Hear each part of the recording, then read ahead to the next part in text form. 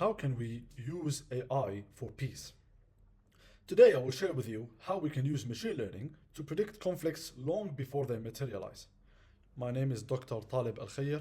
I have a PhD from the University of Bath and I specialize in using machine learning in conflict resolution. I am also the CEO and founder of BrainBridge. The point of BrainBridge is to use AI, a technique that we call machine learning rhetorical analysis in conflict prediction and conflict resolution. Stay with me in this channel and hopefully I will regularly update you and post new videos about how to use AI on a high level rather than just ChatGPT. So in this video, I will summarize to you a framework developed from my PhD research, and I will explore how machine learning can detect and potentially mitigate conflicts long before they escalate. So how can we use machine learning exactly in conflict prediction and conflict resolution?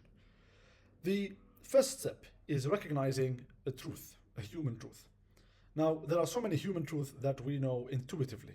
For example, we know that toddlers will need about a year before they start walking. We know that people instinctively have loyalty for their tribes and for their groups. Now, the same thing here. I say that rhetoric precedes action. This is basically the backbone of this framework. So rhetoric always precedes action. We can say that if a man just suddenly starts attacking people, then we say he's probably crazy or he's just a criminal, right? Or he has mental health issues.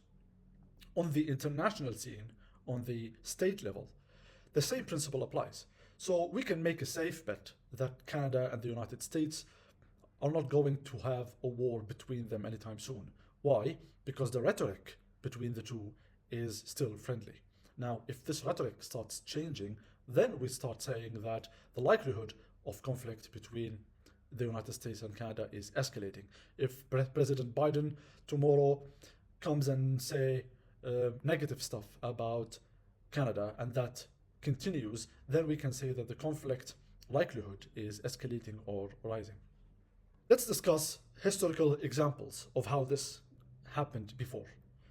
So if we think about the Rwandan genocide in 1994, it started by the Hutu calling the Tutsi traitors. So they, in the media, in the radios, before the genocide started, there was negative rhetoric against the Tutsi. They claimed them to be against the country and against the Hutu, the majority.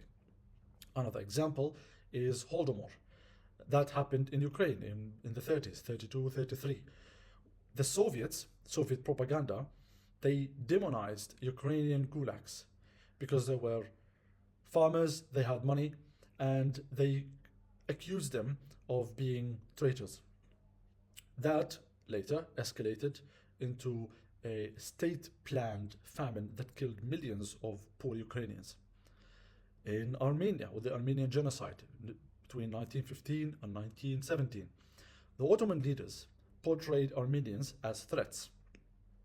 That later led to the killing of 1.5 million Armenians. The biggest example is Nazi Germany. So the Nazi anti-Semitic propaganda started at a much lower level. In fact, there is a famous speech by Adolf Hitler in, I think, 1933 at the Siemens factory when he was talking about the Jews, but he never named them.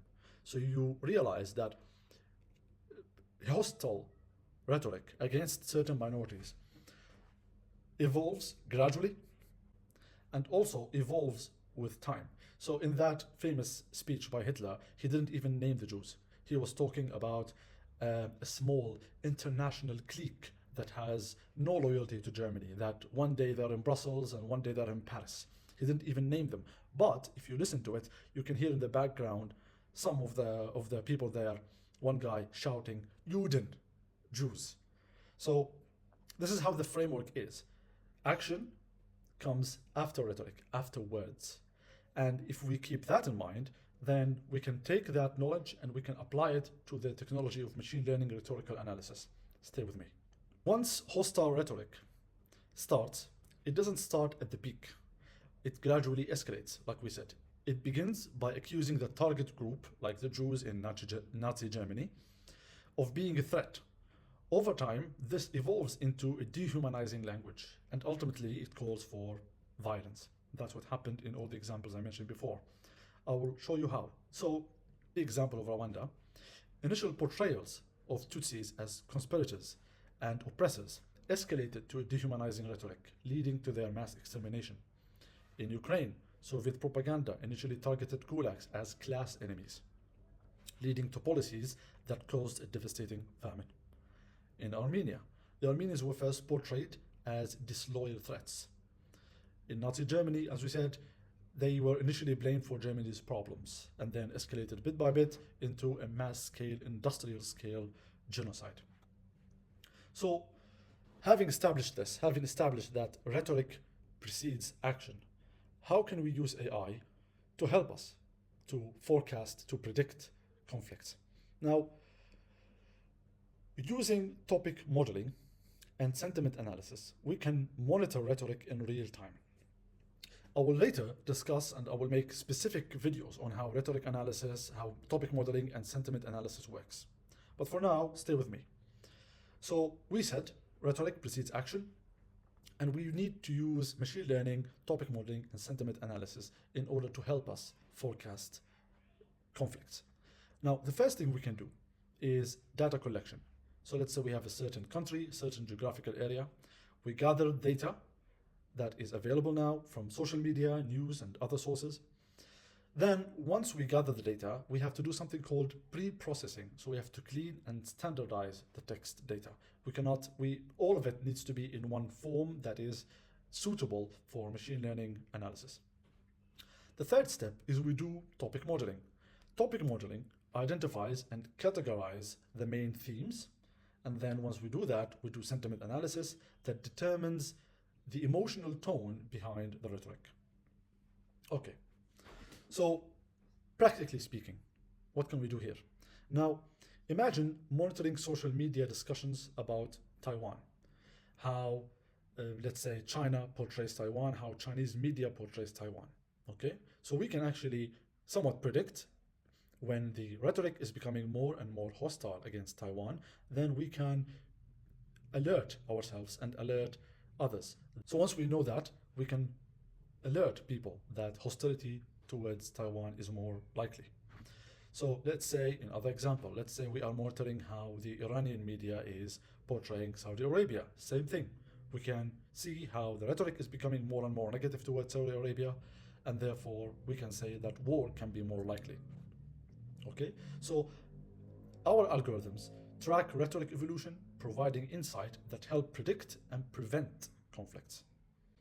The beauty of this technology is that it is quite objective. Our algorithms provide clear, data-driven insights, reducing the room for subjective interpretation. This helps in early detection and timely intervention. So instead of relying on human insights, human analysts who can be, humans are humans. They can be emotional, they can be biased. When we use machine learning, then everything is standardized and the parameters of the research is standardized, and therefore we can argue it's far more objective. Okay, now this is not science fiction. It's real, established research that myself and my colleagues have been working on for a few years, and we aim to use this technology to make the world a safer and more peaceful place. It's a long journey, but as the saying goes, the road of 1,000 miles starts with one step. Does this make sense to you?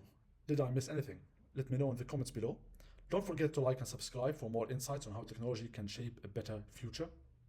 And stay tuned with me for, I hope, a weekly video on how this will evolve and on how journey is going. Thank you for tuning in.